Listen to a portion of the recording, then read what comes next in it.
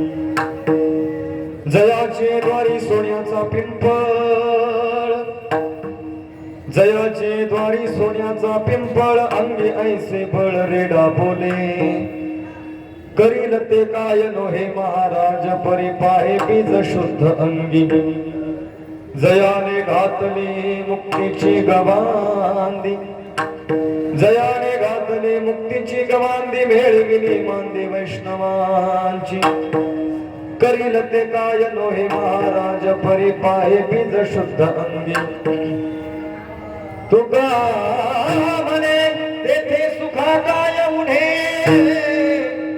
राहे समाधानी चित्ताची, करील ते काय नोहे महाराज परी पाहे बीज शुद्ध अंगी, नमो ज्ञानेश्वरा नमो ज्ञानेश्वरा नमो ज्ञानेश्वरा नमो ज्ञानेश्वरा नमो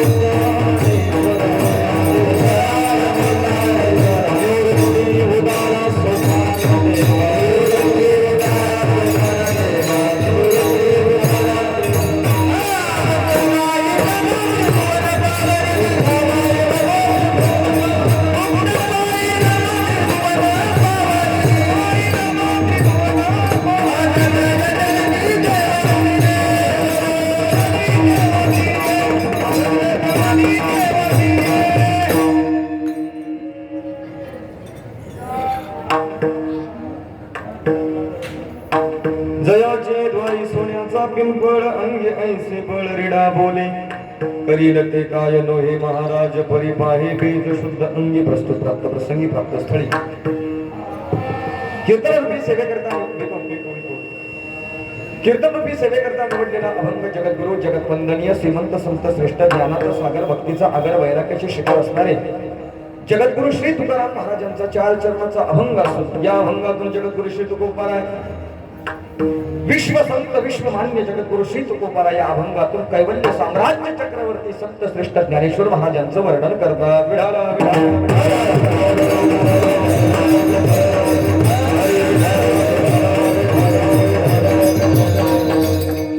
निवडलेल्या अभंगाला न्याय देण्यापूर्वी 2 शब्दाचा अर्थ करेला.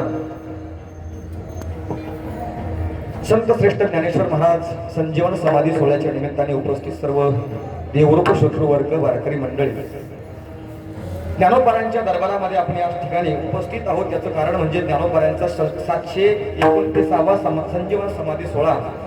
या सोहळ्याच्या निमित्ताने आपण ज्ञानोबारांचं दर्शन घेण्याकरता या ठिकाणी उपस्थित आहोत. या सोहळ्याला आपण सगळेजण हाजरी लावत असतो. सालावादाप्रमाणे आपला हा या धर्मशाळेमध्ये हा अखंड हरिनाम सप्ताह चालू आहे. गोरोबा काकांच्या या प्रांगणामध्ये आपण सर्वजण एकत्रित येतात. ज्ञानोबारांचं दर्शन घेऊन आपण आपल्या गावी परत त्या ठिकाणी निघून जातो. पण खरं तर ज्ञानोबारांचं दर्शन करण्याकरता आपण सर्वजण जरी येत असतो तरी ज्ञानोबा आपल्याला काही ना काहीतरी दिल्याशिवाय राहत नाही. कारण या अभंगामध्ये तुकोबाराय वर्णन करतायत. म्हणून त्या अनुषंगाने माझ्या वाट्याला आलेली ही कीर्तनरूपी सेवा मी मागच्याही वर्षी या ठिकाणी सेवा केली होती. याही वर्षी परत एकदा या ठिकाणी येण्याचा योग आला आमचे गणेश डावरे पाटील यांच्या माध्यमातून. आणि विशेष म्हणजे मला महाराजांनी फोन केला, वसंत महाराजांनी मला फोन केला. मला म्हटले, महाराज जशी मागच्याही वर्षी या ठिकाणी सेवा दिली तशी याही वर्षी तुम्ही या ठिकाणी एक सेवा द्या. खरं तर मी ज्या ठिकाणी उतरतो सिद्धबेटामध्ये माझी कथा चालू आहे. ज्ञानोबारांचं चरित्र माऊलींच्या जीवनचरित्रावरती कथा चालू आहे. पण थोडासा आवाज बसलाय बरं का, तरी थोडंसं कमी जादा झालं तर स्वराचं, बाकी काही नाही. माऊलींना यांना विनंती कर मला सांभाळून घ्या. आणि म्हणून उपस्थित या ठिकाणी आपण सर्वजण आहात. या कीर्तन साथीसाठी त्यांचे 7 या ठिकाणी अत्यंत उत्कृष्ट आहेत. प्रदंगाचार्य नितीनजी महाराज उंडे महाराज नेहमी माझ्या कथेमध्ये साथ करण्याकरता असतात. त्याप्रमाणे गायनाचार्य हरिभक्तपरायण ज्यांच्या गावी मी आत्ता मागच्या हनुमान जयंतीच्या वेळेस कथा केली, आमचे माऊली महाराज दवणे माऊलींच्या गावी कथा केली. माऊली सुद्धा कथेला उपस्थित होती. त्याचप्रमाणे लहूजी महाराज असतील, पवन महाराज असतील, महाराज गुलाबराव महाराज आणि महाराजांचे सुद्धा मागच्या वर्षी महाराजांनी आल्याबरोबर ओळखलं. म्हणजे महाराज तुमची सेवा झाली होती ना म्हणलं. म्हणजे काय महाराज आपला संबंध जो आहे वर्षातून एक वेळ जर येत असतो ना तरी आपण ज्ञानोबारांच्या दरबारामध्ये भेटतोय. म्हणून आपण सगळेजण ज्ञानोबारांचे भक्त आहोत, वारकरी मंडळी आहोत. आपण सर्वजण या ठिकाणी उपस्थित आहेत. युवा कीर्तनकार हरिभक्तपरायण प्रांजलीताई काही या ठिकाणी शूटिंग करण्याकरता म्हणजे आज नाही का आपण सर्वजण या ठिकाणी आहात. निवडलेल्या अभंगाला न्याय द्यायचा आहे. ऐका, मृदंगाचार्य प्रथमेश महाराजांचे चिरंजीव तुम्ही ना. वा वा, गोड मृदंग वाजवत आहेत. तुम्ही वाजवा, घाबरू नको. हा अजिबात नका घाबरू, तुम्ही वाजवा, दोघंही वाजवा, तसं काही नाही बरं का. आपलं काम आहे खेळी मिळी, तुम्ही आम्ही खेळी मिळी गदारोळी आनंदी. आणि इथं परीक्षा हे कीर्तन जे असतात ना, वारीतले कीर्तन, कितीही मोठा महाराज असला तरी हे कीर्तन म्हणजे त्या महाराजांसाठी परीक्षा आहे. परीक्षा ऐकताय तुम्ही? कितीही मोठा वादक असला तरी इथं परीक्षा दिली जाते. कितीही मोठा गायक असला तर ही परीक्षा आहे. हे सगळे जे असतात नाही, गायक वादक कीर्तन, हे सगळे परीक्षा देतात या ठिकाणी ज्ञानोबरांच्या दरबारामध्ये. आणि मग इथून परीक्षा पास झाले की मग खेड्यापाड्यामध्ये आपलं वातावरण करायचं, ठीक आहे. म्हणून आपण सर्वजण आहात. निवडलेला अभंग जगद्गुरु तुकोबारायांचा आहे. ऐका, तुकोबाराय या अभंगातून ज्ञानोबरायांचं वर्णन करतात. माऊलींचं वर्णन करत असताना प्रसंग, प्रत्येक अभंग जे तुकोबारांचे उत्पन्न झाले, जन्माला आले, त्या अभंगाच्या पाठीमागे काहीतरी भूमिका आहे. प्रत्येक अभंगाच्या पाठीमागे काहीतरी भूमिका आहे. आता या अभंगाच्या पाठीमागे सुद्धा एक भूमिका आहे. भूमिका कशी आहे? जेवढे काही अभंग तुकोबारांनी सांगितले ना, जसे ज्ञानोबारांनी ज्ञानेश्वरी सांगितली आणि सच्चिदानंद बाबांनी लिहिली, तशा पद्धतीने तुकोबारांनी अभंग सांगितले आणि संताजी महाराज जगनाडे यांनी ते अभंग लिहिले. ऐकताय तुम्ही सगळेजण? परंतु हे अभंग निर्माण होत असताना याच्या पाठीमागे भूमिका कशी आहे? ज्या वेळेला अभंग तुकोबाराय लिहायचे ना, आपलं सांगायचे ना, त्यावेळेला जगदाने महाराज तो अभंग लिहून काढायचे आणि अभंग बरोबर आहे का नाही हा अभंग तपासण्याकरता पुढचा एक प्रयोग करायचे. एक नाणं, एक रुपयाचं ठोक, म्हणजे जुन्या काळातलं जे नाणं असायचं, जे चलन असायचं, ते चलन, ते नाणं एका भट्टीमध्ये तापवायचे आणि ते तापवलेलं नाणं तुकोबाराय आपल्या जिभेवरती ठेवायचे. ऐकताय तुम्ही? तुकोबाराय आपल्या जिभेवरती ठेवायचे आणि ते नाणं जिभेवरती ठेवल्यानंतर चटका बसला की मग समजावं अभंग योग्य झाला. आणि चटका नाही बसला की मग अभंगाचं जे पान आहेत ना, वहीचं लिहिलेलं पान आहे, ते पान फाडून टाकायचं. मग असे 4092 अभंग या गाथ्यामध्ये सापडतायत. तसे अनेक अभंग आहेत, पण सद्गुरु जोग महाराज वारकरी शिक्षण संस्थेच्या पद्धतीने 4092 अभंग आहेत. मग विचार करा, 4092 वेळा तुकोबारांच्या जिभेला चटका बसला तेव्हा या अभंगाची उत्पत्ती झाली. विडाला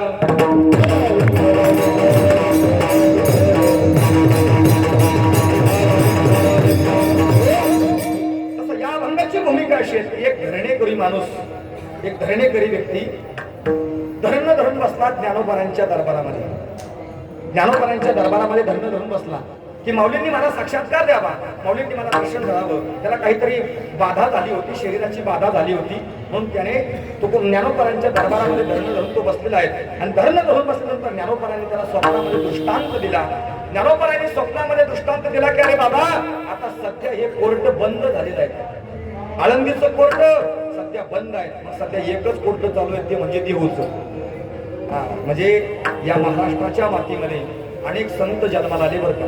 ही महाराष्ट्राची माती अत्यंत पवित्र आहे. एवढी पवित्र आहे ही माती की ही माती जर आपण कपाळाला लावली ना तरी आपण भाग्यवान, आपण धन्य ठरवू. कारण अशी माती आपल्या इतर राज्यामध्ये मला नाही वाटत पाहायला मिळेल. इतर राज्यामध्ये देवाचे अवतार आहेत आणि महाराष्ट्रामध्ये संतांचे अवतार आहेत. ऐकताय तुम्ही माझं बोलतो?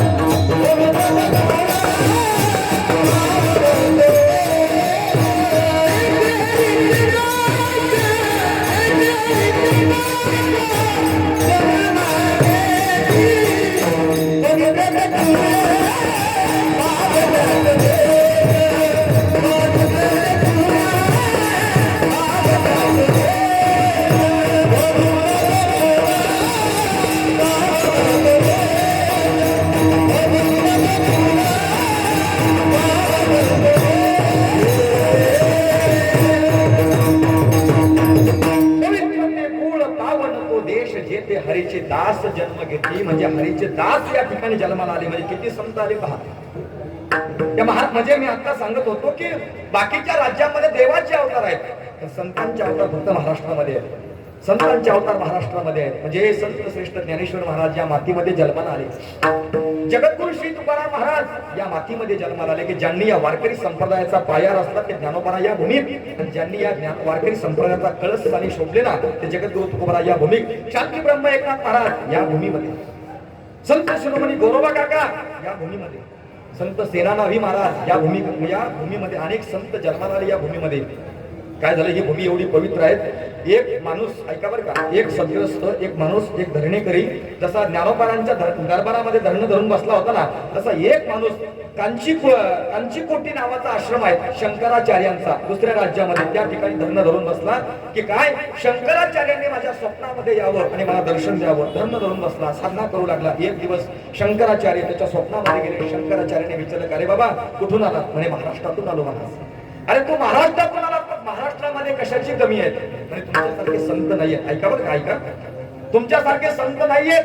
अरे बाबा माझ्यापेक्षाही तिथं श्रेष्ठ संत आहेत. कोणते कोणते संत आहेत? ज्ञानेश्वर ज्ञानमूर्तींच साक्षात प्रेम स्वरूपिनाम नामदेव दयामूर्ती नाथ वंदे पुनः पुनः. जगद्गुरु तुकोबरायांसारखे संत आहेत, नामदेवरायांसारखे संत आहेत, ज्ञानोबरायांसारखे संत आहेत. अरे तू तिथं जा, ही माती अत्यंत पवित्र आहे आणि त्या मातीमध्ये संतांचे अवतार झालेले आहेत. नाईक तो व्यक्ती महाराष्ट्रामध्ये आला आणि ज्ञानोबरायांचं दर्शन घेतलं, त्याने समाधीला डोकलं.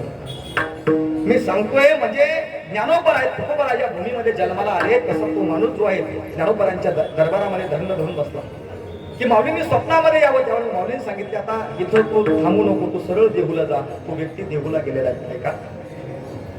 तो धरणेकरी देहूला गेला. तुकोबराय भंडारा डोंगरावरती भजन करत बसलेले आहेत. तुकोबरायांचं भजन चालू आहे. वृक्षवल्ली आम्हा सोय रे वनचरी, वृक्षवल्ली आम्हा सोय रे वनचरी.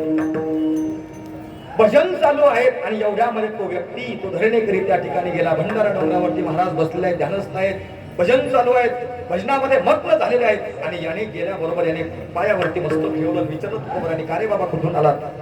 म्हणे मी बीड जिल्ह्यातून आलो. तो धरणेकरी बीड जिल्ह्याचा होता. बीड जिल्ह्यातून आलो. अरे मग कशा करता आला? मला बाधा झालेली आहे, मला तुमच्या दर्शनाची इच्छा होती. पण मी अगोदर ज्ञानोबरांच्या दरबारामध्ये गेलो, त्यावेळेला माऊलींनी सांगितलं मला की माझं कोर्ट आता बंद झालेलं आहे, मी या समाधीस्थ आहेत आणि आता सध्या हयातीत एक संत आहेत, त्यांचं नाव आहे तुकाराम महाराज. तुकाराम महाराजांच्या ठिकाणी जा.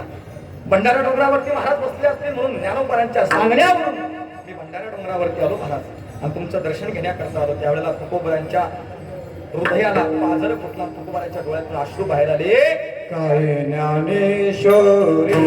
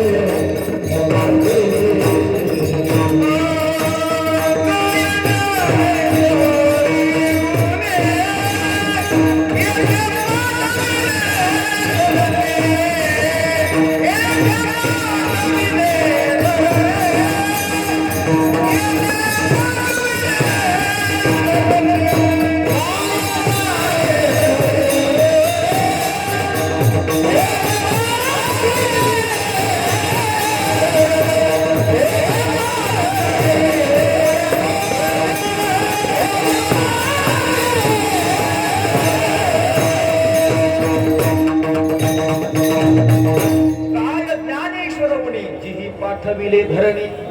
त्यांनी धरणेकरी माझ्याकडे पाठवला, पण त्यांच्याकडे कशाची कमी आहे? काय कमी आहेत ज्ञानोबरांकडे? विठ्ठल विठ्ठल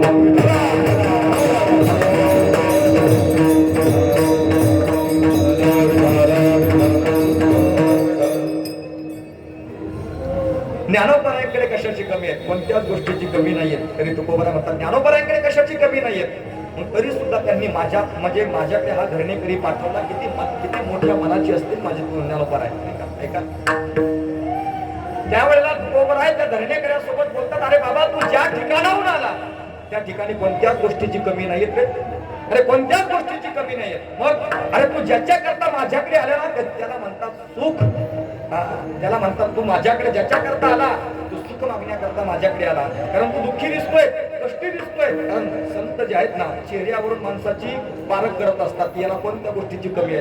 तुकोबारांनी सांगितलं त्याला, अरे बाबा अरे तू दुःखी दिसतोय आणि तू सुखा करता माझ्याकडे आला. मग माझ्याकडे सुखा करता आला, पण ज्यांच्या दारातून आला ना त्यांच्या दारात कोणत्याच गोष्टीची कमी नाही. म्हणजे ज्याच्या करता तू आला तो सोन्याचा आणि सुखाचा सुवर्ण पिंपळ त्यांच्या दारामध्ये आहेत आणि मग त्यांच्याकडे कोणत्या गोष्टीची कमी आहे नाही का. ज्याच्या दारामध्ये सोन्याचा पिंपळ आहे, सोन्याचा या शब्दाचा अर्थ आहे सुखाचा, ऐका. आणि हा जो सुखाचा पिंपळ आहेत ना, हा जो सोन्याचा पिंपळ आहेत ना, हा पिंपळ ज्ञानोबारांच्या कितीतरी वर्ष अगोदरचा आहे. तसं म्हणतात ना आपण हे वडाला आणि पिंपळाला हजारो वर्षाचं आयुष्य असतं, बरोबर. हजारो वर्षाचं आयुष्य त्या वडाला आणि पिंपळाला असतं, पहा तुम्ही. आणि म्हणून आपल्याकडे प्रत्येक पदार्थामध्ये प्रत्येक गोष्टीमध्ये देव मानला जातो. प्रत्येक गोष्टीमध्ये आपण झाडामध्येही देव मानतो, आपण पशु पक्ष्यांमध्ये जनावरांमध्येही देव मानतो आणि माणसामध्येही देव मानतो. आपण ही भारतीय संस्कृती आहे. आपण पशु पक्ष्यामध्ये देव मानतो, पहा तुम्ही. आपण कुत्र्यामध्ये देव मानतो, कुत्र्यामध्ये देव मानतो, त्या कुत्र्याला लाथ मारत नाही. काय काय त्या देवाचं नाव? कुत्र्यामध्ये ज्याला देव मानतो त्या देवाचं नाव खंडोबा. खंडोबाला आपण कुत्र्यामध्ये पाहतो, म्हणजे आपण जनावराला सुद्धा देव मानतो. आपण बैलाला नंदी महाराज मानतो, जो भगवान शिवाचा अत्यंत प्रिय असणारा नंदी आहे. त्याच्यामध्ये आपण त्या नंदीचं स्वरूप पाहतो. म्हणजे आपण पशु पक्ष्यांमध्ये त्या ठिकाणी देव पाहतो. त्यानंतर आपण झाडामध्ये देव पाहतो, आपण पिंपळामध्ये देव पाहतो, पिंपळामध्ये आपण देव पाहतो. आणखी वडामध्ये आपण देव पाहतो. वडामध्ये कशामध्ये? वड येते लक्षामध्ये. वड कशा करता? वडाला कोणत्या दिवशी प्रदक्षिणा मारली जाते? तिखट आवाज जास्त येतोय मला तुमच्यापेक्षा. वट पौर्णिमाला आपण वडाला त्या ठिकाणी कशा करतात? वडा मला पाव, वडा पाव आनंदीतला प्रसिद्ध आहे. काय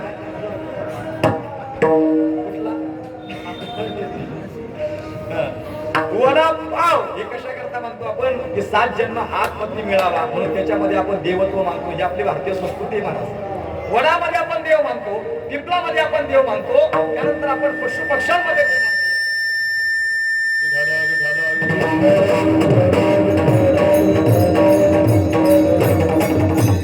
प्रत्येक गोष्टीमध्ये आपण देव मानतो. मग आता ऐका बरं का, काय हा जो सुवर्ण पिंपळ आहे याच्यामध्ये देवत्व आहे. हा सुवर्ण पिंपळ कोणी लावलाय ऐका. याचं वर्णन आळंदी महात्म्यामध्ये आलेलं आहे. आळंदी महात्म्य नावाचं पुस्तक आहे ना, त्याच्यामध्ये आलेलं आहे. सध्या मी चरित्र सांगतोय त्याच्यामध्ये सुद्धा भाग आला. हे जो सुवर्ण पिंपळ आहे, हा सुवर्ण पिंपळ लावणारे आहेत म्हणजे कुबेर. आणि दुसरे आहेत म्हणजे कुबेराने हा सुवर्ण पिंपळ माऊलींच्या दारामध्ये लावलेला आहे. म्हणजे अगोदरचा आहे, सिद्धेश्वराच्या दारामध्ये हा सुवर्ण पिंपळ लावलेला आहे. मग कुबेर ऐका काय माहितीये, आळंदीतले जे लोक राहणार आहेत ना, आता समजा तुम्ही आळंदीमध्ये राहणारे तुम्ही सगळेजण आहात. मग असं सांगितलंय पहा चरित्रामध्ये ज्ञानोबारांच्या, की जो 7 प्रदक्षिणा मारतो ना त्याला, म्हणजे मी आळंदीत होतो पण आता राहिलो नाही. मी 15 वर्ष आळंदीत होतो, आता घरी गेलो. तुम्ही मला कशा करता घरी? काय झालं नेमकं घरी जाण्याचं कारण काय? काही नाही दुसरं. लक्षात येते का? पहा 2 वर्षापासून घरी, 15 वर्ष. म्हणजे काय माहितीये, ज्ञानोबारांच्या दारातल्या सुवर्ण पिंपळावर दररोज 7 प्रदक्षिणा मारल्या ना, सप्त प्रदक्षिणा 7 जर प्रदक्षिणा मारल्या तर त्याच्यावरती कुबेराचीही कृपा दृष्टी राहते, लक्ष्मीचीही कृपा दृष्टी राहते. कुबेराची आणि लक्ष्मीची. म्हणजे ज्याच्या करता आपण रात्रंदिवस धावतोय, कशा करता लक्षामध्ये पहा, ज्याच्या करता आपण रात्रंदिवस धावतोय आणि त्याला जर असं वाटत असेल आपलं हे मिळावं तर त्याने दररोज 7 प्रदक्षिणा मारल्या पाहिजे. नितीन महाराज लक्षात ठेवा, 7 प्रदक्षिणा जर जो कोणी मारेल त्याच्यावरती कृपा दृष्टी राहते, म्हणजे लक्ष्मीची, दुसरी म्हणजे कुबेराची. म्हणून जो सोन्याचा पिंपळ आहे, जो सुखाचा पिंपळ आहे, अरे त्यांच्या अंगामध्ये अनेक प्रकारचं बळ आहे, अनेक प्रकारचं बळ आहे. ते काय करू शकत नाहीत. आपण कसं पहिलं केलं?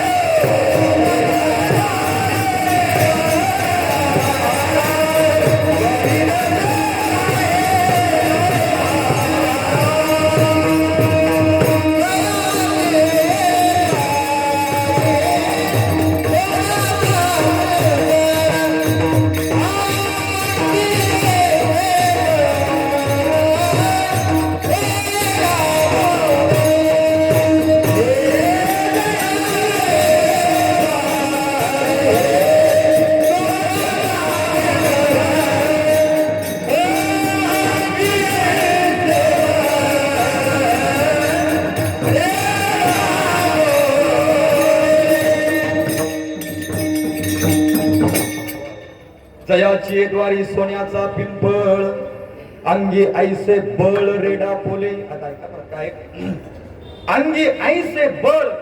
बळ या शब्दावरती आपण थोडंसं बोलू. बळ हे अनेक प्रकारचं आहे. बळ एका प्रकारचं बळ नाहीये, अनेक प्रकारचं बळ आहे. म्हणजे कसं, सत्तेचं बळ, संपत्तीचं बळ, शरीरातल्या ताकदीचं बळ, एकीचं बळ. याच्यापैकी कोणतं बळ श्रेष्ठ आहे? याच्यापैकी मला नाही वाटत हे काही बळ श्रेष्ठ असेल, पण एक बळ म्हणजे ज्ञानोबांचं जे बळ आहेत ना ते एकीचं बळ नाही. माऊलींचं जे बळ आहे ते सत्तेचं बळ नाही, ऐश्वर्याचं बळ नाही. माऊलींच्या अंगामध्ये जे बळ आहेत ना, रेडा बोलवण्याचं बळ आहे. रेडा बोलवण्याचं बळ, हे बळ मला नाही वाटत जगात कोणाकडे असेल म्हणून. ज्ञानोबरायांनी वेद बोलवला रेड्याच्या मुखातून. आजच मी कथेमध्ये प्रसंग सांगितला आहे का, ज्ञानोबराय ज्यावेळेला शुद्धीपत्र आणण्याकरता पैठणला गेलेले आहेत ना, पैठणला गेल्यानंतर त्या ठिकाणी ऐका, त्या ठिकाणी ज्ञानोबराय शुद्धीपत्र मागतायत. शुद्धीपत्र मागतायत त्यावेळेला त्यांनी शुद्धीपत्र तर दिलं नाही. त्यांनी सांगितलंय पहा, शुद्धीपत्र तुम्हाला मिळणार नाही. म्हणे का, ज्या वेळेला तुमच्या आई वडिलांनी देहांत प्रायचित्त घेतलं त्याही वेळेला आमच्या शास्त्रामध्ये, आमच्या पुराणांमध्ये, आमच्या पोथ्यामध्ये काही विलास नव्हता. म्हणजे पर्याय सापडत नव्हता की संन्याशाने पुन्हा ग्रस्त आश्रमामध्ये आल्यानंतर, पुन्हा ग्रस्त आश्रम स्वीकारल्यानंतर त्याला काही पर्याय नाहीत. म्हणजे देहांत प्रायश्चित्त घ्यावं लागलं ही गोष्ट खरी आहे, पण आमच्या पोथ्या ज्या आहेत त्याच्यामध्ये काहीही पर्याय दिसत नाहीत. म्हणून तुम्हाला एकच गोष्ट करावी लागेल. काय? तुम्हाला वंदन भक्ती करावी लागेल. आता ऐका, भक्तीचे 9 प्रकार आहेत ना, श्रवणम, कीर्तनम, विष्णू स्मरणम, हे जे भक्तीचे प्रकार आहेत याच्यामध्ये वंदन नावाची भक्ती आहे. ऐकताय तुम्ही माझं बोलणं? कळतंय? याच्यामध्ये वंदन नावाची भक्ती आहे. वंदन म्हणजे फक्त वंदन करणे, हात जोडणे लांबून. आणि मग ज्ञानोबारांनी कोणाचं दर्शन घ्यावं? त्या ब्राह्मणांनी सांगितलं, तिथल्या पंडितांनी सांगितलं काय, तुम्हाला दर्शन घ्यायचं असेल तर तुम्ही कुत्र्याचं दर्शन घ्यावं, श्वानाचं दर्शन घ्या. तुम्हाला दर्शन घ्यायचं असेल तर तुम्ही गाढवाचं दर्शन घ्या. तुम्हाला दर्शन घ्यायचं असेल तर तुम्ही जनावराचं दर्शन घ्या. हे तिथल्या ब्राह्मणांनी सांगितलं, तिथल्या पंडितांनी सांगितलं. बरं का, ऐकताय तुम्ही सगळेजण? तिथल्या पंडितांनी सांगितलं तुम्हाला दर्शन घ्यायचं असेल, तुम्हाला मंदिरात जाण्याचा अधिकार नाही. मंदिरात जाण्याचा अधिकार नाही तुम्हाला. त्यावेळेला मुक्ताईला आणि सोपान काकांना मात्र आनंद झाला. बरं झालं, वंदन भक्ती का होईना, कुठली तरी भक्ती मिळतेच नाही. हे कुठली तरी सेवा याच्यातली मिळते. वंदन भक्ती आम्ही करू. परंतु ज्ञानोबराय मात्र त्या ठिकाणी बोलू लागले, अहो वंदन भक्ती आम्हाला का तुम्ही एवढं जातीपातीमध्ये का अडकलात तुम्ही? का आम्हाला धर्मात घेत नाही तुम्ही? कशा करता या? अहो तुमचाही देह पंचमहाभूताचा आहे आणि आमचाही देह पंचमहाभूत. माऊलींचं शब्द जे आहेत ना, माऊलींचं बोलणं म्हणजे मवाळ आहे. बरं का, माऊलींचं बोलणं हे मवाळ आहे. कशा पद्धतीने, साच आणि मवाळ, मिथिले आणि रसाळ, शब्द जैसे कल्लोळ अमृताचे. ज्ञानोबरायांचं बोलणं हे मवाळ आहे. ज्ञानोबराय ऐका, आणि तुकोबरायांचं बोलणं थोडंसं वेगळं आहे. घरामध्ये आई असते, वडील असतात. मुलाने जर अभ्यास केला नाही ना, मुलाने जर अभ्यास केला नाही तर बाप सरळ सरळ त्याला सांगतो, तुला अभ्यास करायचा नाही ना, नाही करायचं ना तुला अभ्यास, नाही आपल्या घरात राहायचं नाही. आजपासून मी तुझा बाप नाही, तू माझा मुलगा नाही. तुला अभ्यास करायचा नाही ना, संपला आपला विषय, निघून जा आपल्या घरातून, थांबायचं नाही आपल्या घरामध्ये. त्यावेळेला तो मुलगा जाण्याकरता निघतो ना, जाण्याकरता ज्या वेळेला मुलगा निघतो त्यावेळेला आई खिडकीतून आवाज देते. खिडकीतून मुलाला म्हणते, ते बाहेर गेलं का मग तुला बोलवते, जे बाहेर गेलं की मग तुला बोलवते. तसं आईचं हृदय नाही का, तसं माऊलींचं हृदय, तुकोबरायांचं हृदय हे वडिलांचं हृदय. कारण तुकोबराय मवाळ भाषेमध्ये बोलत नाही. तुकोबरायांना देतो तीक्ष्ण उत्तरे आणि पुढे व्हावयाचे बरे. तीक्ष्ण उत्तर देतात तुकोबराय. पण माऊलींचं मात्र आईसारखं प्रेम आहे, म्हणून त्यांना माऊली म्हटलं जातं. म्हणून तर त्यांना माऊली म्हणतात. म्हणजे त्यावेळेला त्या ज्ञानोबरायांनी त्या पंडितांना सांगितलं, तुमचाही देह पंचमहाभूताचा आहे, माझाही देह पंचमहाभूताचा आहे. मग ही जाती भेदाच्या पलीकडे तुम्ही का तुम्ही याच्यामध्ये अडकलाय? कशा करता तुम्ही जाती भेद करतायत? अहो आम्हाला धर्मात घ्या. त्यावेळेला त्यांनी सांगितलं, जास्त बोलतो, आम्हाला शिकवतो, जातीत घ्या म्हणतो, वेदांत आम्हाला शिकवतो. ज्ञानोबरायांनी सांगितलं, वेदांत नाही शिकवत, वेदांत नाही शिकवत, पण तुमचा आत्मा आणि माझा आत्मा एकच आहे.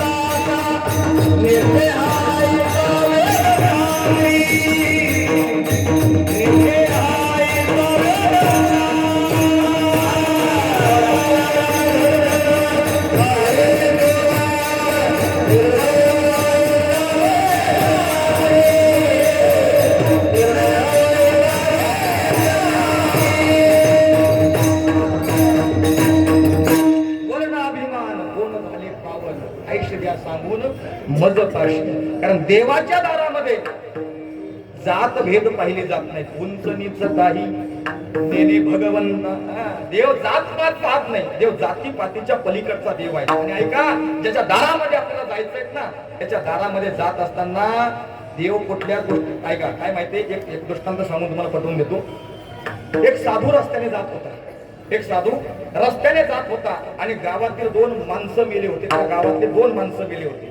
एक गरीब होता आणि एक अत्यंत श्रीमंत होता. एक गरीब होता, एक श्रीमंत होता. दोघांचीही अंत्ययात्रा निघाली. दोघांचीही अंत्ययात्रा निघाली. अंत्ययात्रा स्मशानभूमीमध्ये आली. अंत्ययात्रा स्मशानभूमीमध्ये आल्यानंतर त्या ठिकाणी एका जो श्रीमंत माणूस आहे त्याला चंदनाच्या लाकडामध्ये जाळलं. ऐकता तुम्ही? श्रीमंत माणसाला चंदनाच्या लाकडामध्ये जाळलं. गरीब माणसाला येड्या बाबळीच्या लाकडात जाळलं. येडी बाबू गरीब माणसाला, माझी भाषा तर कळते तुम्हाला, येडी बाबू बोलतात. येडी बाबू ती कुठेही उगते. तिला लावायची म्हणजे झाड, जसं आपण म्हणतो ना वृक्षरोपण, त्याला वृक्षरोपण करायची गरजच नाही. ती कुठेही उगते. त्याला येडी बाबळ. एकाला चंदनाच्या लाकडात जाळलं, एकाला म्हणजे येड्या बाबळीच्या लाकडामध्ये जाळलं. बरं, आता जाळल्यानंतर तो साधू रात्रभर त्याच ठिकाणी थांबला. दोघांचीही चिता धन त्या ठिकाणी चिता पेटली. आणि दुसऱ्या दिवशी, ऐका बरं का, दुसऱ्या दिवशी गावातले लोक रक्षा सावडण्याकरता येतात. रक्षा सावडण्याकरता आल्यानंतर तो साधू जो आहे, तो साधू जोरात हसायला लागला. आणि हसत असताना त्या गावातल्या लोकांनी विचारलं, ओ साधू महाराज, अहो तुम्ही कशा करता असताय? त्या साधूने सांगितलं, अरे बाबा,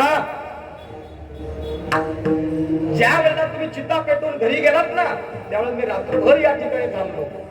एकाला चंदनाच्या लाकडामध्ये जाळलं, एकाला बाबळीच्या लाकडामध्ये जाळलं. पण दोघांचीही चिता पेटल्यानंतर, दोघांचीही चिता पेटल्यानंतर मी रात्रभर या ठिकाणी थांबलो.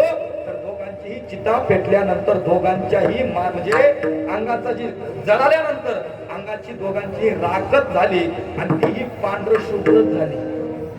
दोघांच्याही राखीचा कलर कसा आहे? पांढरा आहे. म्हणजे ज्याच्या दारामध्ये आपल्याला जायचंय त्याच्या दारामध्ये जात असताना उंचणीच पाहू नये म्हणतात. देव सुद्धा उंचणीच पाहत नाही. पण त्या ठिकाणी ज्ञानोबराय म्हणतात, अरे बाबा, तुम्ही कशा करता जातीभेद करताय? का म्हणून जातीभेद करताय? त्यावेळेस त्यांनी सांगितलं, जास्त बोलतो. तो म्हणतो तुझा आत्मा आणि आमचा आत्मा एक आहेत. आणि मग त्या ठिकाणी तुम्हाला माहिती आहे, आता योगायोगाने एक रेडा चालला होता. रेडा चालला होता आणि त्या रेड्याचंही नाव ज्ञाना होतं. हेही माहिती. रेड्याचंही नाव ज्ञाना आहे, माऊलींचं नाव ज्ञाना आहे. मग तिथे एका पंडिताने म्हटलं, का रे तुझं नाव ज्ञाना आहे, रेड्याचं नाव ही ज्ञान आहे. मग मला सांग, तुमचा दोघांचा आत्मा एकच आहेत का? हो, दोघांचाही आत्मा एक आहे. आणि मग त्या रेड्याच्या मालकाला बोलवलं. आता ऐका, रेडा तुम्हाला माहिती आहे, रेडा माहिती, रेड्याच्या मालकाचं नाव माहिती आहे का? असे बारीक बारीक पुरावे ज्ञानोबांच्या चरित्रात सापडतात. पण जाऊ द्या, किती जणांना ज्ञानोबांचं आडनाव माहिती सांगा. आता ज्याला ज्ञानोबांचं आडनाव माहिती असेल ना, त्याने 1 रुपया बक्षीस घेऊन जा माझ्याकडून आत्ताच्या आत्ता. काय नाव आहे? आडनाव काय ज्ञानोबांचं? काय आडनाव आहे? कुलकर्णी. बरोबर ना? कुलकर्णी आडनाव नाहीये. चरित्र वाचा. ज्ञानोबांचं आडनाव आहे जावळे. लक्षात ठेवा बरं का, कधी पण ज्ञानोबांचं आडनाव आहे जावळे आहेत, जावळे. मग कुलकर्णी काय आहे? तर कुलकर्णी हा त्यांना मिळालेला म्हणजे एक मिळालेली पदवी आहे, पद आहे. जसं पाटील असे म्हणतात ना, पाटील, तसं एक कुलकर्णी नावाचं एक पद आहे. आणि ते पद त्यांना दिलं होतं देवगिरी किल्ल्याचे यादव जे आहेत ना, त्यांनी ते पद त्यांना दिलं होतं. कारण ज्ञानोबांचे जे मूळ पुरुष आहेत, जे जसं तुकोबांचं आपण पाहतो विश्वंभर बाबांपासून चालत आलेली परंपरा आहे, तसे ज्ञानोबांच्या 7 पिढ्यांचा परमार्थ शास्त्रामध्ये सापडतो, चरित्रात सापडतो. ज्ञानोबांचे मूळ पुरुष आहेत, त्यांचं नाव आहे हरिहर पंत जावळे. हरिहर पंत जावळे, रामचंद्र पंत जावळे असे परंपरेने आले. मग केशव पंत जावळे, त्यानंतर गोविंद पंत जावळे असे आता ते चरित्रामध्ये आलेले, आता आठवत नाही मला. पंत जावळे आडनाव आहे ज्ञानोबांचा. ज्ञानोबा त्यांना म्हणतात बोलू शकतो वेळ. रेडा जो आहे तो वेद बोलणार अवश्य. तुम्ही फक्त सांगा तुम्हाला कोणता वेद बोलवायचा आहे, कोणता वेद बोलवायचा आहे. त्यानंतर त्यांनी अगोदर मग मारिता सोड मैशीची पाठी तोची ओळ उठी ज्ञान देवा वगैरे वगैरे वगैरे. मग ज्ञानोबाने त्या रेड्याच्या मस्तकावरती हात ठेवला आणि 4 वेदापैकी एक वेद बोलवला. कोणता? ऋग्वेद. आणि म्हणजे असं सांगितलंय का, मी तर काही वाचलं नाही अजून, परंतु 4 वेदामध्ये सगळ्यात अवघड वेद कोणता असेल तर तो आहे ऋग्वेद. सामवेद, यजुर्वेद, अथर्ववेद, ऋग्वेद हे 4 प्रकार आहेत ना वेदाचे. त्याच्यापैकी सगळ्यात अवघड प्रकार आहे तो म्हणजे ऋग्वेदाचा. ज्ञानदेव म्हणे बोले रे ऋग्वेद. नाही का, ज्ञानोबरायांनी मस्तकावरती हात ठेवला आणि ज्ञानोबरायांचं बळ एवढं, सामर्थ्य एवढं की मस्तकावरती हात ठेवल्याबरोबर त्या ठिकाणी रेडा बोलला आणि पंडितांचा गर्वाचा हरण झालं. गर्व नाहीसा झाला. रेड्या मुखी वेद बोलविला, गर्व तुझ्यांचा हरविला, शांती रूपी प्रगटला ज्ञानोबा माझा. ज्ञानोबा विठ्ठल विठ्ठल.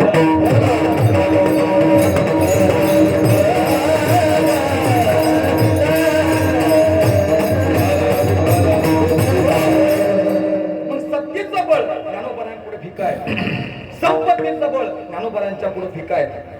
ऐश्वर्य असेल किंवा शरीराच्या ताकदीचं बळ असेल, हे सगळे बळ आहेत ना, हे ज्ञानोबरांच्या पुढे फिका आहेत. कारण ज्ञानोबरांच्या अंगामध्ये जे बळ आहे ते जगात इतर कोणाच्याही अंगामध्ये बळ पाहायला मिळणार नाही. त्यांनी ज्ञानोबरांनी रेड्याच्या मुखातून वेद बोलवला म्हणून अंगी ऐसे बळ रेडा बोले. आणि मग तुकोबरा म्हणतात ते काय करू शकत नाही, ते काहीही करू शकतात. आपण दुसरं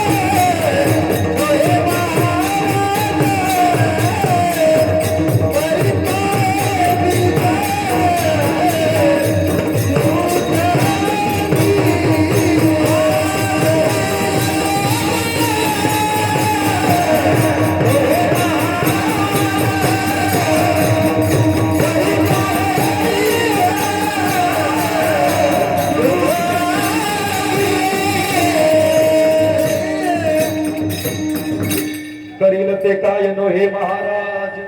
परी पाहे बीज शुद्ध अंगी. अंगामध्ये शुद्ध बीज आहेत. पण कोणता आहेत आता ऐका. बीज आहे कृष्ण नामाचं. बीज आहे तर राम नामाचं, कृष्ण नामाचं बीज आहे. आता काय माहितीये, ही जी परंपरा आहेत ना, म्हणजे आदिनाथापासून चालत आलेली परंपरा, भगवान शंकरापासून चालत आलेली ही परंपरा आहे, नाथ परंपरा. मग त्या ठिकाणी आदिनाथ गुरु सकळ सिद्धांचा म्हणत आहे. ज्ञानोबरायांचा अवतार कशा करता झाला, ज्ञानोबरायांचा अवतार कशा करता झाला, म्हणजे ज्ञानोबराय हा अवतार आहे, हा पांडुरंगाचा अवतार आहे, हे आपल्याला माहित आहे. महाविष्णूचा अवतार आणि सखा माझा ज्ञानेश्वर. काय झालं, ज्या वेळेला ज्ञानोबरा जन्माला येण्याच्या अगोदर, माऊली जन्माला येण्याच्या अगोदर परिस्थिती अशी होती की लोकांना काही कळत नव्हतं. काही कळत नव्हतं म्हणजे राम नाम कशाला म्हणतात, कृष्ण नाम कशाला म्हणतात, हे ज्ञान काय आहे हे ज्ञान कोणालाच माहित नव्हतं. ज्ञान कोणाला कळत नव्हतं. काय ज्ञान आहे हे ज्ञान फक्त राजे महाराजे लोकांना माहित होतं. हे ज्ञान काय केल्याने काय होईल, कुठला उद्धार केल्यानंतर काय होईल, हे सगळ्या ज्या गोष्टी आहेत ना, त्या सगळ्या ज्या गोष्टी आहेत हे फक्त म्हणजे ज्ञानोबरा जन्माला येण्याच्या अगोदर राजे महाराजे लोकांना माहिती होतं. आणि मग राजे महाराजे लोकांनी त्या ठिकाणी सांगितलं नाही कोणाला. मग आदिनाथापासून चालत आलेली ही परंपरा आहे. मग आदिनाथ म्हणजे आदिनाथ उमा बीज प्रगटले. कोणतं बीज, कृष्ण नामाचं बीज. बीज प्रगट झालं, पण कशा पद्धतीने काय म्हणजे भगवान शिवजी जे आहेत ना, भगवान शंकर नेहमी ध्यानामध्ये मग्न असायचे, नेहमी ध्यानामध्ये मग्न असायचे. एक दिवस पार्वतीने विचारलं, का हो स्वामी, आता ऐका बरं का स्वामी, तुमची परवानगी असेल तर मी एक बोलू का, तुमची परवानगी असेल तर मी एक बोलू का. म्हणजे हे पूर्वीच्या काळात स्त्रिया असं पतीला म्हणायचे. तुमची आज्ञा असेल तर मी एक बोलू का. आता राहिलं नाही, त्या आता तसं राहिलं नाही. आता ती आपल्यावरती आली, आपल्यावरती आली. मी एक बोलू का. ती म्हणजे तुम्ही तर काही बोलूच नका. अगोदर म्हणा मी एक बोलू का, ती म्हणजे तुम्ही तर काही बोलूच नका, तुम्हाला तर काही कळतच नाही बाबा. आता या आळंदीतलं कीर्तन विनोदीच्या वरती बार समजा मोठी महाराज. म्हणजे आदिनाथ भगवान शंकरांनी सांगितलं, तुला हे ज्ञान जर ऐकायचं असेल तर आपलं हे ज्ञान तुला इथं सांगता येणार नाही. मग हे ज्ञान तुला समुद्राच्या तीरावरती ऐकायला मिळेल. पार्वती मातेला घेतलं, समुद्राच्या तीरावरती आले. क्षीर सिंधूचे सरोवरी शक्तीची कर्ण कुवरी ही पोवी आहे. पण ज्ञानो आपलं भगवान शंकर हे कृष्ण नामाचं बीज, राम नामाचं बीज जे आहेत ना, ते पार्वती मातेच्या कानात सांगायला लागले, बघ हे जे बीज आहेत ना, हे ज्ञान उघड करता येत नाही, हे ज्ञान गुह्य बोलता येतं. म्हणजे ज्ञान जे आहे हे गुह्य बोलता येतं, म्हणून तू माझा तुझा कान माझ्याकडे दे. आणि भगवान शंकराने कानात बोलायला सुरुवात केली. भगवान शिवजी कानामध्ये बोलतायत, पण कानात बोलत असताना हे जे ज्ञान आहेत ना, हे मच्छिंद्रनाथाने माशीच्या पोटामध्ये ऐकले. ते आदिनाथ उमा बीज प्रगटले आणि मच्छिंद्रा लागले सहज स्थिती. सहज ते मच्छिंद्रनाथाला प्राप्त झालं ते ज्ञान. मग तिथून पुढे एक गुरु एक शिष्य ही परंपरा तयार झाली. त्याला नाथ परंपरा असं म्हणतात. एक गुरु एक शिष्य. मग तिथून पुढे काय झालं पहा, आदिनाथ उमा बीज प्रगटले मच्छिंद्र लागले सहज स्थिती. पण त्याची प्रेम मुद्रा गोरक्षा दिली, तेच ज्ञान गोरक्षनाथाला दिलं. आणि त्याची प्रेम मुद्रा गोरक्षा दिली, पूर्ण कृपा केली गहिनीनाथा. आणि पहा बरं काय माहितीये, ज्ञानोबरांचे जे आजी आजोबा आहेत दोन्हीकडचेही, म्हणजे इकडचे आजी आजोबा आहेत शेदोपंत आणि गिरजाई, आणि तिकडचे आजी आजोबा आहेत केशव गोविंद पंत आणि मीराबाई. या दोन्ही घराण्याला गहिनीनाथांची परंपरा आहे. गहिनीनाथांची परंपरा आहे या दोन्ही घराण्याला. आणि मग गहिनीनाथांनी त्या ठिकाणी काय केलं तर निवृत्तीनाथांना ते ज्ञान सांगितलं. आणि ज्ञान सांगितल्यानंतर गहिनीनाथांना जगाची दया आली. अरे जगातून तरुण जायचं असेल, समाजाचं कल्याण व्हायचं असेल तर हे ज्ञान प्रत्येकाला माहीत झालं पाहिजे. ज्ञान प्रत्येकाला माहीत झालं पाहिजे. आणि गहिनीनाथांना दया आली आणि गहिनीनाथांनी निवृत्तीनाथांना जो उपदेश केला त्र्यंबकेश्वरच्या गुफेमध्ये, ब्रह्मगिरीच्या त्या परिसरामध्ये, त्यावेळेला गहिनीनाथांनी सांगितलं, हे बघ निवृत्ती, इथून पुढचं हे जे ज्ञान आहेत, आता मला असं वाटतं की हे ज्ञान प्रत्येक माणसापर्यंत पोहोचलं पाहिजे. म्हणून तुम्ही एक काम करा, हे ज्ञान तुम्ही ज्ञानोबरायांना सांगा. ठीक आहे, ज्ञानोबरायांना सांगा. मग हे निवृत्तीनाथांनी हे ज्ञान ज्ञानोबरायांना सांगितलं. ज्ञानोबरायांनी काय केलं माहितीये, ज्ञानोबरायांनी एक काम केलं की जगाचं लोटलेलं जे ज्ञान आहे ते ज्ञान ज्ञानोबरायांनी प्रगट केलं. लोभले ज्ञान जग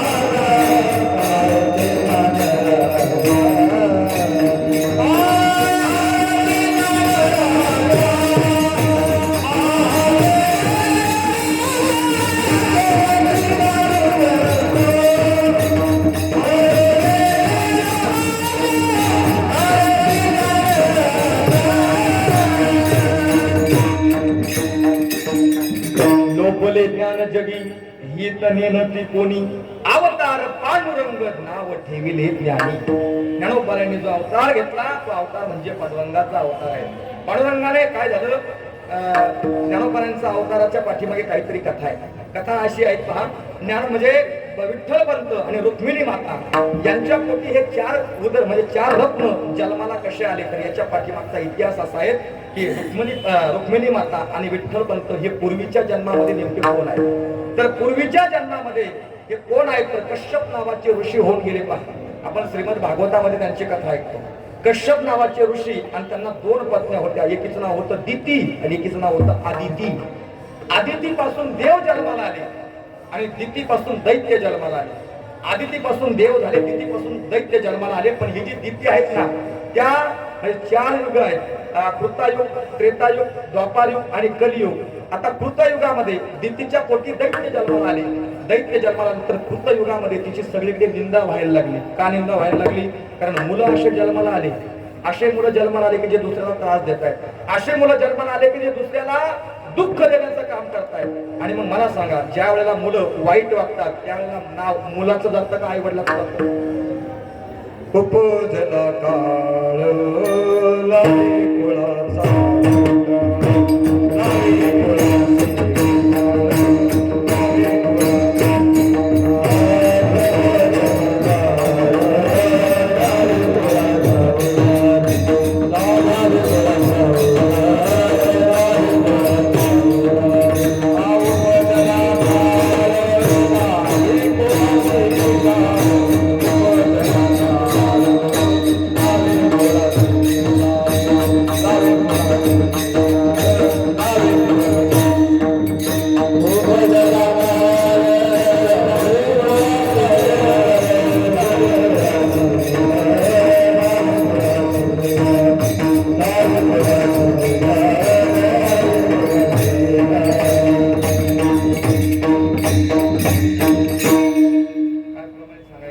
उपजला काळ, उपजला काळ लावी कुळासी विटाळ. लावी कुळास उपजला काळ लावी कुळासी विटाळ. म्हणजे ज्या वेळेला मुलं जन्माला येतात त्यांच्यावरती संस्कार नसले की मग नाव जातं त्या आई वडिलांचं, नाव आई वडिलांचं जातं. मग त्यावेळेला त्या दितीला जे आहेत ना, तिची सगळीकडे निंदा व्हायला लागली दितीला. मग तिची निंदा व्हायला लागली. त्यावेळेला तिने कश्यप ऋषींना सांगितलं, स्वामी माझी निंदा होते, माझी निंदा होते, मला लोक चांगलं केव्हा म्हणतील. त्यावेळेला त्या कश्यप ऋषीने सांगितलं, हे बघ किती या युगामध्ये तर तुझी सगळीकडे निंदा होईल, पण इथून पुढे येणारे जे 3 युग आहेत ना, या 3 युगामध्ये तुझ्या पोटी देव जन्माला येतील, तुझ्या पोटी देव जन्माला येतील आणि तुला 3 अवतार घ्यावा लागेल. आणि मग कश्यप ऋषीने त्रेतायुगामध्ये देह ठेवला. त्यावेळेला त्यांच्या बरोबर दितीने सुद्धा गमन केलं. आणि दितीने गमन केल्यानंतर पुढच्या त्रेतायुगामध्ये तीच दिती ही कौशल्या माता झाली आणि तेच कश्यप हे दशरथ राजा झाले. द्वापार युगामध्ये तीच दिती, आता आहे का, द्वापार युगामध्ये तीच दिती देवकी माता झाली आणि तेच कश्यप ऋषी वसुदेवजी झाले. पण या 2 युगामध्ये देव अवतार झाले. कलियुग राहिलं ना, कलियुगामध्ये देव अवतार येण्याची बाकी अजून. आता 3 युगाचा तर त्या ठिकाणी आशीर्वाद दिलेला आहे. मग 3रं युग लागलं. मग 3ऱ्या युगामध्ये ज्ञानोबांचा अवतार होणार आहे. मग तेच दिती या कलियुगामध्ये दिती रुक्मिणी माता झाली आणि तेच कश्यप ऋषी या कलियुगामध्ये विठ्ठल पंत झाले. मग त्यांच्या पोटी भगवान महाविष्णूचा अवतार झाला, ते म्हणजे ज्ञानोबा. अवतार पांडुरंग नाव ठेविले ज्ञानी, आरती ज्ञानराजा. हा अभंग मी मागच्या वर्षी घेतला होता. आरती ज्ञानराजा महाकैवल्य तेजा. तुमच्या लक्षात असेल नसेल, पण आज नाही का मला लोह महाराजांनी सांगितलं, म्हणजे महाराज मागच्या वर्षी तुम्ही आरती ज्ञानराजा अभंग घेतला होता, मग आता आज कोणता घेणार म्हणलं तुम्ही सांगा. मग त्यांनी सांगितलं की हा म्हणे जयाची द्वारी सोन्याचा पीठ. मला झालेला आहे ना अभंग म्हणे नाही. मग त्यांच्या सांगण्यावरून मी हा अभंग निवडला. विठाला विठाला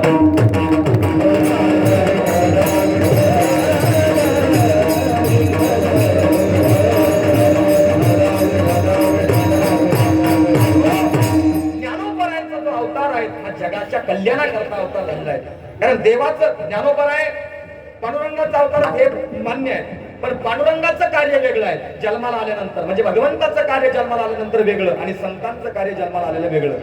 संत काय करतात जन्माला आल्यानंतर आणि भगवंत काय करतो जन्माला आल्यानंतर? तर देवाचं कार्य एकच आहे, भक्ता राखे पाया पाशी दुर्जनासे संवारी. देवाचं काम एक आहे, जे भक्त मंडळी आहेत त्यांना पायाजवळ भगवंत ठेवत असतो आणि जे दुर्जन मंडळी आहेत त्यांचा संहार देव करत असतो. पण संतांचा अवतार तसा, संतांचा अवतार हा जगाच्या कल्याणाकरता जरी असला तरी जगा म्हणजे संतांचं जे कार्य आहेत ना ते वेगळ्या पद्धतीने असलेलं कार्य आहे. ज्ञानोबा जसा देवाचा अवतार आहे दुष्टांचा संहार करणे, असं ज्ञानोबा म्हणतात देवा जे दुष्ट लोक आहेत ना त्यांना कधी मारू नका, मग त्यांच्यातला दुष्टपणा आणि खळपणा घालवा. जे खळांची व्यंकटी सांडो या सत्कर मिरती वाढो भूता परस्परे पडो मैत्र जीवांचे. ह्या ज्ञानोबरांचं कार्य आहे. मग ते काय करू शकणार नाही? सगळं काही करू शकतील करील ते काय नोहे महाराज परिपाहे बीज शुद्ध अंगी. मग त्यांनी पुढे काय कार्य केलं? अभंगाचं तिसरं चरण. जय वेदांतानी मुक्तीची गवाणी, जय वेदांतानी मुक्तीची गवाणी,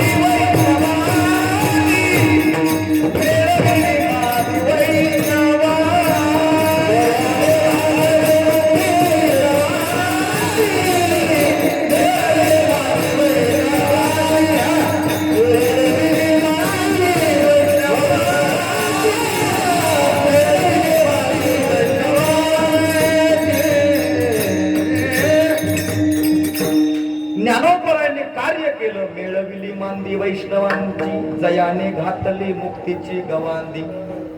आज सगळे वैष्णव एका जागेवरती गोळा होत आहेत. त्याचं कारण म्हणजे ज्ञानोबा आहे. पण मी आता सांगितलं ज्ञानोबा जन्माला येण्याच्या अगोदर ह्या कोणत्याच गोष्टी नव्हत्या, हे कार्य नव्हतं. ज्ञानोबाने कार्य केलं, मिळविली मांदी वैष्णवांची. ज्ञानोबाने सगळे वैष्णव एका जागेवरती जमा केले, कारण पायात ज्ञानोबा आहेत ना, सगळे वैष्णव एका जागेवरती जमा केले. आज महाराष्ट्रामध्ये असं एकही खेड नाही की त्या खेड्यामध्ये टाळ वाजत नाही म्हणतात. येतंय माझं बोलणं लक्षामध्ये? आज महाराष्ट्रामध्ये असं एकही गाव नाही की त्या गावामध्ये कीर्तन होत नाही म्हणून. आज महाराष्ट्रामध्ये असं एकही गाव नाही की त्या गावामध्ये अखंड हरिनाम सप्ताह नाही म्हणून. प्रत्येक गावात, प्रत्येक खेड्यामध्ये आणि प्रत्येक वाडी वस्तीवरती त्या ठिकाणी ज्ञानोबारायांचा प्रचार प्रसार, पांडुरंगाच्या नामाचा प्रचार प्रसार होतोय. त्याचं कारण म्हणजे फक्त ज्ञानोबा आहे. मेळविली मांदी वैष्णवांची, संतांच्या संगतीमध्ये यावा हे ज्ञानोबा सांगतायत. संतांच्या संगतीमध्ये आलात तर चांगलं कार्य घडल्याशिवाय राहणार नाही. काय कार्य? देवाचं नाव मुखाला येईल. काय घ्यावं देवाचं नाव? त्याचं कारण असं आहे की भगवंताचा उपकार आपल्यावरती आहे.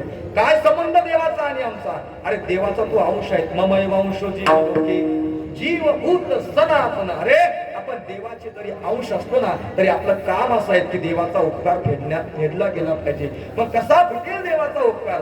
देवाचा उपकार फेडायचा असेल तर त्याच्याकरता उत्तम माध्यम आहे म्हणजे कीर्तन. आणि संतांचा उपकार फेडायचा असेल तर त्याच्याकरता उत्तम माध्यम आहे म्हणजे कीर्तन. अनेक प्रकारचे उपकार आपल्यावरती आहेत. शास्त्राचा उपकार, पत्नीचा उपकार, मायबापाचा उपकार, नाही का, समाजाचा उपकार, प्रत्येक असा अनेक प्रकारचा उपकार आहे, पण दोन उपकार महत्वाचे आहेत. एक म्हणजे देवाचा, दुसरा म्हणजे संतांचा. देवाचा उपकार भेटत नाही, पण भेटण्याची शक्यता आहे. कशामधून? तर ते म्हणजे कीर्तनाच्या माध्यमातून. का कीर्तनातून देवाचा उपकार भेटेल? त्याचं कारण असं आहे, पहा, ज्या वेळेला कीर्तनकार कीर्तनामध्ये येतात आणि कीर्तनकार कीर्तनामध्ये नंतर गाण्यामध्ये विना घेतात, तर गळ्यात विना घेतला की सुरुवात करतात रामकृष्ण हरी. रामकृष्ण हरी पासून सुरुवात होते आणि सुरुवात झाली की देवाचं नाव मुखाला येतं. मग देवाचा उपकार कशाने भेटेल? तर त्याचं कारण त्याच्या नामस्मरणाने भेटेल. मग कीर्तनकार कीर्तनामध्ये आल्यानंतर सुरुवात रामकृष्ण हरी, मध्ये विठ्ठल विठ्ठल भजन आणि त्याच्यानंतर विठोबा रखुमाई भजन. देवाचं नाव मुखाला येतं, कीर्तनकारही घेतात आणि समाजात जे कीर्तनकार म्हणजे कीर्तन ऐकण्याकरता जे मंडळी बसले आहेत ते सुद्धा देवाचं नाव घेतात. मग देवाचं नाव घेतलं की देवाचा उपकार भेटण्याची शक्यता आहे. झालं? कीर्तन माध्यम आहे त्याच्याकरता. दुसरा उपकार आहे संतांचा. मग महाराज, संतांचा उपकार कसा भेटेल? संतांचा उपकार भेटण्याकरता सुद्धा कीर्तन माध्यम आहे. म्हणजे कसं काय? तसं तर हे उपकार भेटत नाहीत. माझ्या बापाचा उपकार भेटत नाही, देवाचा भेटत नाही, संतांचा भेटत नाही. मग महाराज भेटत नाहीत आणि त्या फेडण्याची म्हणजे फेडण्याकरता आपण प्रवृत्त तरी झालो पाहिजे. मग संतांचा उपकार कीर्तनातून भेटेल. कसा भेटेल ऐका. त्याच्यामध्ये कीर्तनकार कीर्तनामध्ये येतात आणि सुरुवातीला अभंग घेतात संतांचा. सुरुवातीचा अभंग आहे. महाराष्ट्रामध्ये कुठेही जरी गेलं तरी पहिला अभंग गायला जातो. फक्त काही काही फडकरी मंडळीमध्ये वेगवेगळी परंपरा आहे. जो महाराजांचा संस्थेच्या पद्धतीनुसार जर विचार केला तर सुरुवात कीर्तनकाराची रूप पाहतापासून होते. म्हणजे या अभंगापासून सुरुवात झाली की ज्ञानोबरांचा जो अभंग गायला जातो, त्यानंतर आता ऐका, त्यानंतर कीर्तनकार संतांच्या अभंगावरती, जसं मी आता जयाची द्वारी घेतला तसं वेगवेगळ्या संतांच्या अभंगावरती कीर्तनकार कीर्तनामध्ये अभंग घेतात. म्हणजे संतांच्या अभंगावरती चिंतन घडतं, विवेचन घडतं आणि शेवटी ज्ञानदेव तुकाराम म्हणून कीर्तन संपवलं जातं, नामस्मरण घडतं. म्हणून संतांचा उपकार भेटण्याची शक्यता आहे. ठीक आहे, बोलणं कळतंय माझं? दोन उपकार फेडले गेले पाहिजे. मग कशाच्या माध्यमातून? कीर्तनाच्या माध्यमातून. मग उपकार फेडण्याची परंपरा आपली सुद्धा आहे. आपली महाराष्ट्र संस्कृती जी आहेत ना, ही उपकार फेडणारी संस्कृती आहे. आपण जे आहोत ना, कृतज्ञ आहोत, कृतज्ञ नाही आहोत. मग आपण प्रत्येकाचे उपकार फेडत असतो.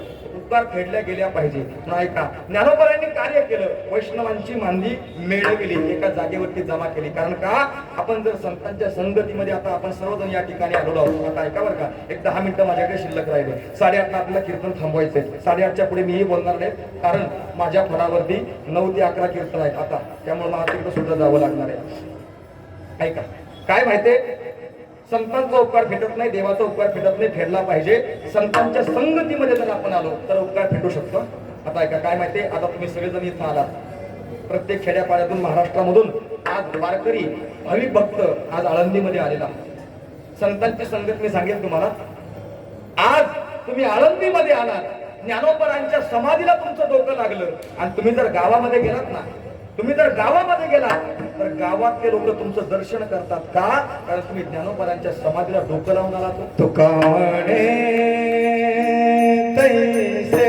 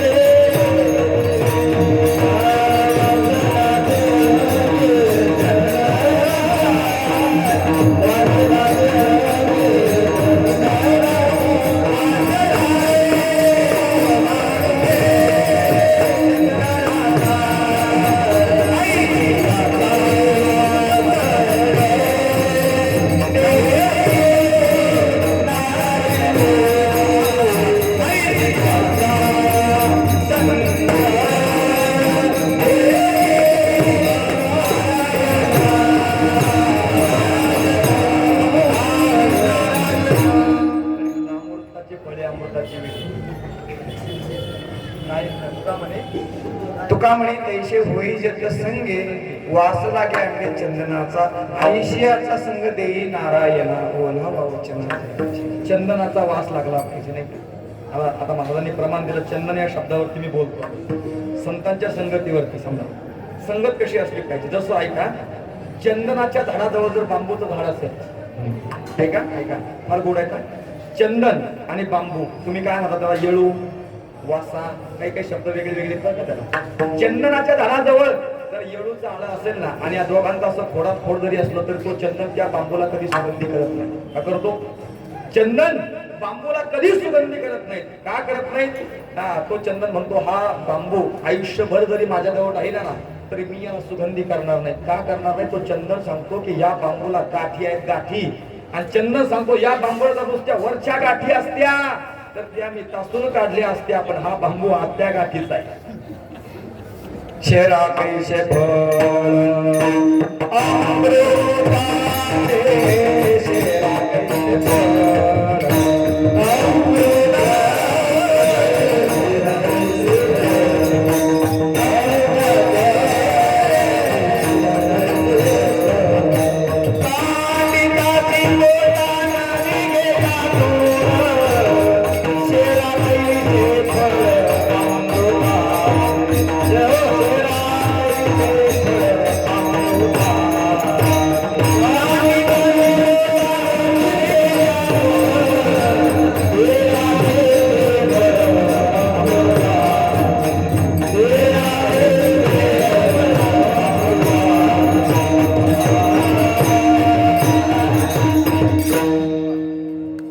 चंदन म्हणतो या बांबूला नुसत्या वरच्या गाठी असत्या तर त्या आम्ही तासून काढल्या असत्या बांबू आतल्या गाठीचा आहेत. पण आता ऐका बरं का माझं उत्तर आता फार गोड आहे त्याला. चंदन म्हणतो बांबूला गाठी असत्या तासून काढल्या असत्या पण त्या चंदनाला त्या बांबूला मी अशी विनंती करेन की नको थांबू त्या चंदनाजवळ.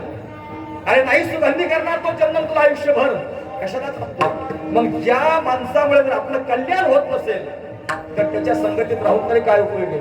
मग त्या बांबूला अशी विनंती करेल की तू फक्त एखाद्या अशा मार्गावरती जाऊन उभा राहा की जिथून वारकरी आळंदीला जातात. एखाद्या अशा मार्गावरती जाऊन उभा राहा की जिथून वारकरी पंढरपूरला जातात. अरे एखाद्या वारकऱ्याची नजर जर तुझ्यावरती पडली ना तर तो वारकरी तुला तासल तुला तुझ्या गाठी काढल आणि त्या वारकऱ्याने जर तुला पताका लावली ना पता कळते ना त्या वारकऱ्याने जर तुला पताका लावली तर बांबू चंदन तुला आयुष्यभर सुगंधी करणार नाही. पण वारकऱ्याने जर तुला पताका लावली तर लोक वारकऱ्याबरोबर तुझी सुद्धा पूजा केल्याशिवाय राहणार. संगती जीवनामध्ये फार महत्वाची आहे. म्हणून मेळे विले मांदी म्हणून ज्ञानोबाने जे कार्य उभं केलं या कार्य जे उभं केलं ना तर या कार्यामध्ये आपण सगळ्यांनी सहभागी झालं पाहिजे. का संतांची संगत आपल्याला मिळत असते. मेळे विले मांदी वैष्णवांची. मग तुकोबराय म्हणतात त्या आळंदीमध्ये अलंकापूर नगरीमध्ये कोणत्याच गोष्टीची कमी नाही. आणि सुखच त्या ठिकाणी आहे. आपण शेवटचं चरण तुका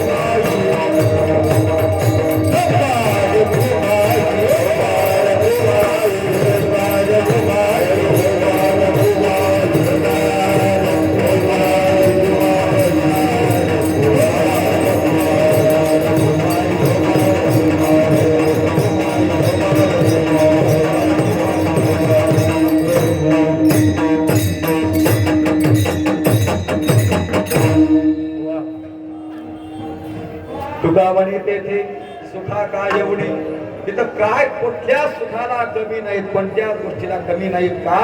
कारण त्या ठिकाणी सुखच आहेत. कशा पद्धतीने राहे समाधानी चित्ताची, या चित्ताला समाधान मिळणार एकच ठिकाण आहे आणि ते ठिकाण म्हणजे ज्ञानोबरांची समाधी आहे. आजही तुम्ही जर ज्ञानोबरांच्या समाधीला डोकं लावलं ना तर समाधान प्राप्त होत असतं. म्हणून ऐका, दर्शन शब्दाचा अर्थ एक होतो समाधान. दर्शन शब्दाचा अर्थ आहे समाधान. जिथं गेल्यानंतर माणसाला समाधान मिळतं ना, जिथं गेल्यानंतर माणसाला समाधान मिळतं, हा तिथं माणसाने जरूर गेलं पाहिजे, अवश्य गेलं पाहिजे. ज्ञानोबरांचं दर्शन घ्या आजही, समाधान मिळण्याशिवाय समाधान मिळतच. म्हणून प्रपंचामध्ये नाही समाधान, पण ज्ञानोबरांच्या समाधीजवळ समाधान आहे. गेलं पाहिजे का? ज्ञानोबर आजही त्या ठिकाणी कथा कीर्तन करीतो. ज्ञानदेव घेतले ध्यान, हृदय धरोनिया ध्यान, समाधी बैसला निर्वाण, कथा कीर्तन करीतो. ज्या ठिकाणी कथा चालू आहे, ज्या ठिकाणी कीर्तन चालू आहे, त्या ठिकाणी माणसाला समाधान मिळत असतो. ज्ञानोबर आजही अखंडपणे समाधीमध्ये त्या ठिकाणी कथा कीर्तन करतात. दर्शन घेतलं तर समाधान मिळतं. म्हणून राहे समाधानी चित्ताची, या चित्ताला समाधान मिळतं. अशा प्रकारे तुकोबर आहे या अभंगातून ज्ञानोबरांचं वर्णन करतायत. पण आता ऐका बघा, एक मुद्दा सांगतो की सेवेला पूर्ण विराम द्या. ऐका, संपूर्ण अभंगाचं चिंतन आपण केलं. ऐका, संपूर्ण अभंगाचं चिंतन आपण केलं महाराज. पण या अभंगामध्ये, 4 चरणाच्या अभंगामध्ये तुकोबरायांनी देवा म्हणजे ज्ञानोबरायांचं एकदाही नाव घेतलं नाही. ऐकताय तुम्ही? आता या अभंगाचा महत्वाचा आणि मार्मिक मुद्दा आहे. तुकोबरायांनी अभंग घेतला, अभंग सांगितला, अभंग संताजी महाराजांनी लिहिला, पण या अभंगात ज्ञानोबरांचं एकदाही नाव नाही. अभंग पूर्ण पहा, मी परत एकदा म्हणून दाखवतो. जयाची द्वारी सोन्याचा बोल, अंगी ऐसे बळ रेडा बोले, दाखवायच्या माऊलींचं नाव.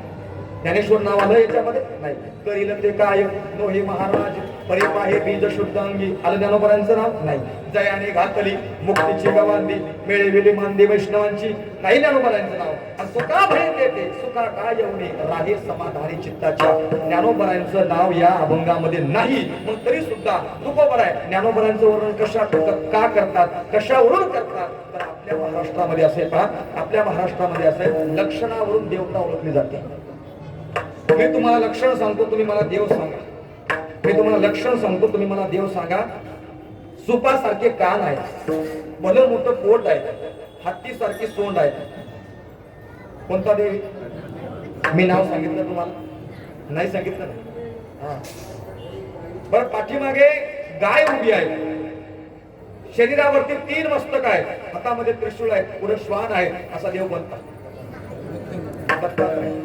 भगवान दत्तात्रय. ठीक आहे. अशा अनेक देवता मी सांगितलं तुम्हाला, आता वेळ नाही. एक शेवटची सांगतो. कमळामध्ये उभी आहे, कमळामध्ये उभी आहे, हातातून 100-50 हजाराच्या नोटा पडतायत. जर लक्ष्मी इथं प्रगट झाली आणि 100-500च्या नोटा जर तिच्या हातातून पडायला लागल्या तर किती जण कीर्तनात बसतील सांगा? तुम्ही कीर्तनात बसणार हे तर सोडून द्या, मी कीर्तन करील का नाही हे पहा आपण. ज्ञानोबरायांच्या समाधीजवळ त्या ठिकाणी समाधान प्राप्त होतं. अशा आपण चिंतन व्यक्त करणारा तुकोबरायांचा अभंग आहे. पण तुकोबराय म्हणतात, जरी मी याच्यामध्ये नाव घेतलं नाहीत ना, सगळे लक्षणं ज्ञानोबरायांना लागू होतात. रेडा बोलवण्याचं सामर्थ्य ज्ञानोबरायामध्ये आहे. ते काय करू शकणार नाहीत, सगळं काही करू शकतात ज्ञानोबरायांच्या सामर्थ्यामध्ये आहे. त्यानंतर त्यांनी वैष्णवांची मांदी मिळवली, हे सामर्थ्य ज्ञानोबरायामध्ये आहे. आणि त्यांच्याजवळ समाधान आहे, तिथे गेल्यानंतर समाधान प्राप्त होतं. हे समाधान शब्दाचा सांगितलं तुम्हाला, दर्शन म्हणजे समाधान. त्यांच्याजवळ गेल्यानंतर समाधान प्राप्त होतं ना, हे लक्षण ज्ञानोबरायांचं आहे. म्हणून सगळे लक्षणं या अभंगामध्ये ज्ञानोबरायांना लागू होतात. जरी नाव घेतलं नसेल तरी सगळे लक्षणं ज्ञानोबरायांना लागू होतात. त्यांच्या दारामध्ये सोन्याचा पिंपळ आहे. अशा महात्म्यांना, अशा ज्ञानोबरायांना तुकोबराय वंदन करतात. हा अभंग त्या ठिकाणी समर्पित करतात. ज्ञानेश्वर